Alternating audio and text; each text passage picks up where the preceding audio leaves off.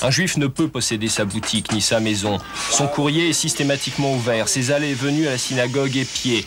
L'administration lui est interdite. L'école juive est dirigée par un musulman. La foule syrienne, image de paix, image trompeuse d'un pays en guerre. La Syrie est aujourd'hui le pays arabe le plus farouchement hostile à Israël.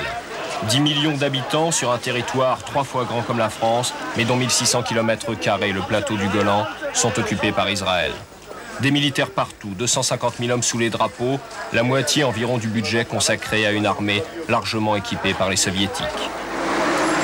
La Syrie en guerre contre l'État hébreu et aussi en guerre intérieure permanente. Le régime ne tient que sur la police secrète, les Mourabarat. Ici, on se méfie de tous et de tout. Les villes en portent la marque. Dans les rues de Damas, ces bacs à fleurs devant le siège de la police, comme devant tous les bâtiments officiels, ces bacs à fleurs sont en réalité des remparts de béton contre les voitures piégées. Les 3/4 de la population sont musulmans sunnites. Mais la Syrie, c'est aussi le pays des minorités. Minorités de tous ordres, kurdes, druzes, des chrétiens, catholiques ou non, des Arméniens déportés par les Turcs.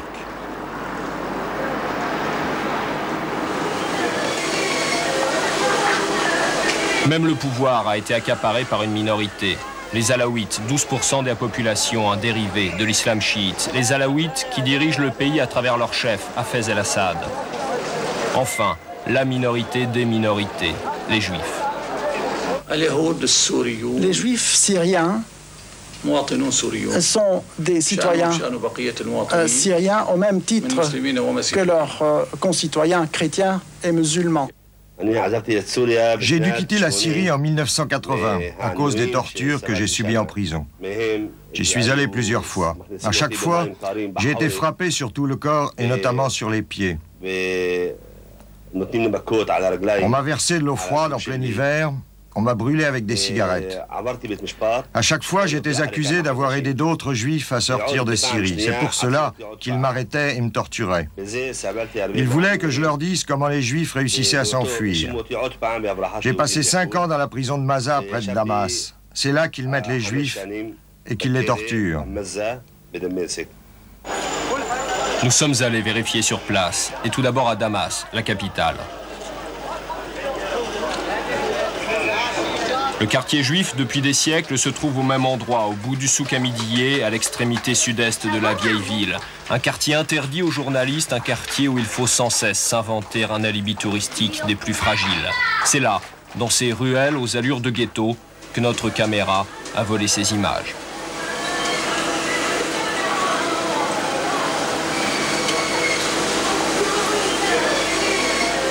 Le commissariat qui garde l'entrée du ghetto. Le quartier juif est l'objet d'une surveillance permanente. Une section spéciale de la police secrète ne s'occupe que des juifs. Ici, on ne pénètre pas vraiment comme on veut.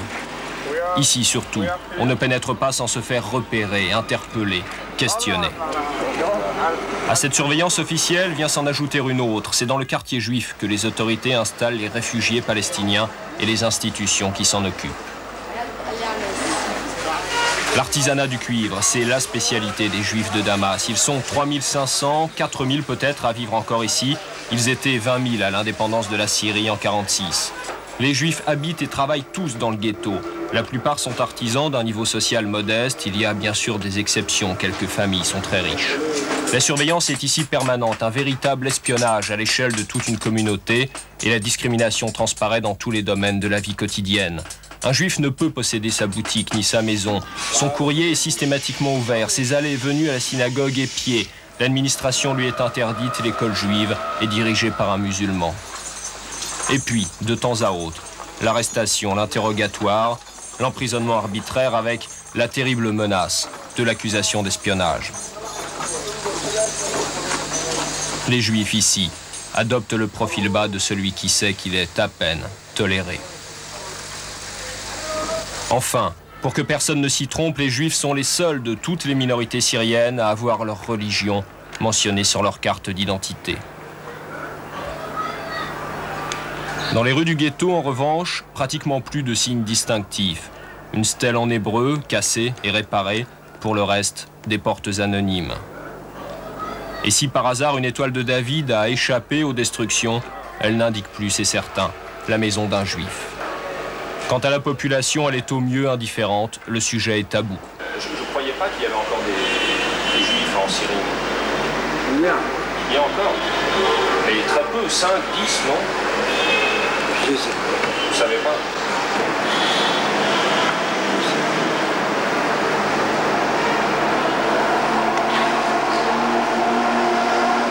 Il y a, combien il y a, je ne sais pas. Mais ils vivent comment, normalement? Le vieux barman est d'ordinaire plus prolixe. Outre Damas, des communautés juives subsistent à Kamishli, au nord-est, sur la frontière turque, 100 à 150 personnes, et à Alep, la deuxième ville du pays. Là vivent encore aujourd'hui environ 700 juifs dans El Jamaliya, leur quartier ghetto. La vie y est aussi dure qu'à Damas, la peur aussi tenace, mais l'un d'entre eux va prendre le risque de parler. Pour le contacter, il faut d'abord jouer les touristes, à 10 mètres des militaires omniprésents, marchander un tapis dans le magasin où il travaille, puis voler de nouveau ses images dans une arrière-boutique obscure, en prenant garde au fils du propriétaire, un musulman. Vous parlez français, anglais Je parle français, anglais, l'hébreu, le turc, tout. Vous parlez tout, alors. Parce que moi, je suis juif. Et les juifs ici parlent tout. Ah bon? Ça, c'est très vieux tapis. C'est une pièce de collection. Et si vous avez les francs français ou bien des dollars, ça devient un très bon marché pour vous. Nous, ce qui nous intéresse, c'est les tapis, mais c'est aussi la condition des juifs en Syrie. Oui, j'ai voulu. Ouais. Vous pouvez raconter un petit peu comment ça se passe? Vous êtes journaliste? Oui, oui. Mais si vous allez écrire quelque chose, il ne faut pas mettre mon nom. Non. Parce que moi, je ne suis pas... je n'ai pas le droit d'aller avec un étranger de marcher dans les rues. Yitzhak va pourtant prendre le risque. 300 mètres pour une interview qui se prolonge chez un ami musulman, un ami alibi qui ignore tout de la scène qui va se jouer chez lui. Et maintenant, on vit mieux qu'avant. Parce qu'avant, c'était un peu difficile pour nous. On m'a dit, il y a 2 ans, ici, il y a une jeune femme qui était enceinte. Oui, qui était enceinte, elle a été tuée. Oui, elle a été tuée avec les enfants. Elle a été tuée par qui? Par les musulmans. Mais le gouvernement pas contre nous. Le gouvernement n'est pas contre vous? Pas contre nous. Il n'y a pas de problème? Non, pas de problème. Pas de problème. Alors, mais il y a quand même des gens qui sauvent, non? Oui, on sauve, mais maintenant c'est très difficile. Ils ont attrapé les passeurs? Oui, les passeurs, ils ont été 2 fois attrapés, c'est pour ça. Alors il y a plus de temps en temps, oui, de temps en temps, il y a. Mais pourquoi il y a des gens qui sauvent? Et parce que là-bas, ils vivent très bien. Pourquoi nous sommes ici, c'est-à-dire on ne laisse pas aller tout ensemble. Une famille tout ensemble, on ne laisse pas aller. Alors pourquoi on nous laisse ici?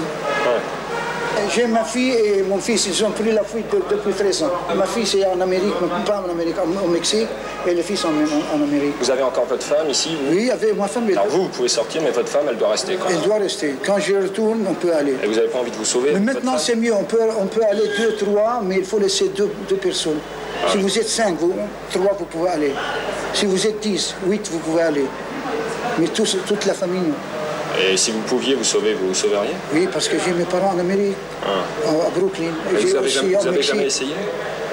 Pour aller? Oui. Nous n'avons pas essayé. Vous allez peut-être essayer? Voilà, je n'ai pas essayé, mais si on nous laisse, parce qu'une fois attrapé, vous avez 1 an, on vous met en prison. Ouais. Une fois attrapé, 1 an en prison. C'est très difficile. C'est très difficile aussi, simplement, de parler. La police est là, omniprésente. Cette fois, elle arrive un peu trop tard. Yitzhak a pu dire l'essentiel, même à demi-mot, son mal de vivre, son désir de fuir ce pays sous haute surveillance. Ce chauffeur de taxi nous conduit chez un tailleur arménien. Non loin, il y a la nouvelle synagogue d'Alep. L'autre a été brûlée à la création d'Israël. Pas de kippa dans les rues. À l'intérieur, on ose la porter. Vous n'entendrez pas ces gens. Dévoiler notre qualité de journaliste pour les interviewer leur aurait fait courir trop de risques. Tous vivent dans la peur, une peur décuplée lorsque la Syrie connaît des difficultés intérieures, comme en ce moment, ou lorsque la tension monte dans la région. Les Juifs alors préfèrent prier chez eux, devenus soudain ennemis sionistes, aux yeux du commerçant ou du voisin de quartier. Pressions internationales ou tractations secrètes n'ont rien changé. Pour eux, la solution, c'est la fuite. La famille Sabato a reconstitué à Jérusalem l'atelier de joaillerie laissé à Alep. Ces gens sont dans leur pays, ils n'ont plus rien à craindre, mais ils ne sont pas libres. S'il parle de face, c'est pour mentir.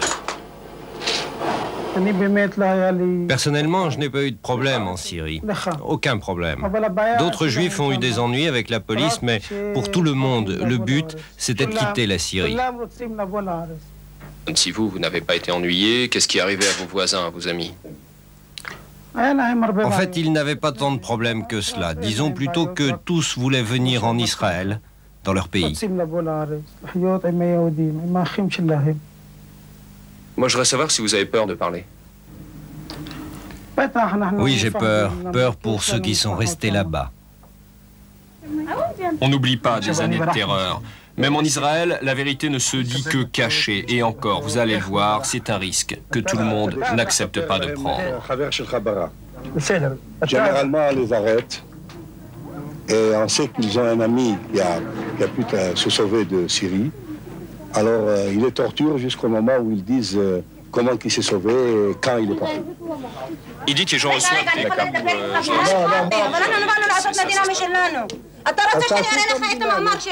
אני שומע שאת מדברת נגד המדינה עכשיו. לא, רגע. כן, נגד המדינה. לא, אתה רוצה שאני אביא לך את המאמר שמעריך שכתוב שיש 3 יהודים בסוריה במאסר? אתה שמעת את זה? אני יכול להביא לך על 20 יהודים במאסר, לא 3. d'arrêter immédiatement ce que vous êtes en train de faire actuellement, parce que ce que vient de dire ce monsieur va sûrement arriver aux oreilles des Syriens, et elle a son frère qui est en prison à Damas. Et si tout cela va être su par eux, ils vont encore le torturer. Quel pouvoir, quelle valeur ont donc au milieu de la foule syrienne ces 4500 juifs, cette communauté sur le déclin? Officiellement, les autorités arguent du fait qu'aussitôt sortis du pays, les juifs iraient renforcer le potentiel militaire d'Israël. 4500 artisans ne représentent pas une bien grande menace, qu'importe. En conservant des juifs en Syrie, les gouvernants de Damas veulent peut-être prouver qu'antisionisme et antisémitisme ne sont pas synonymes, avec cette logique absurde qui, au bout du compte, transforme en otages ceux-là même que l'on prétend considérer comme des citoyens à part entière.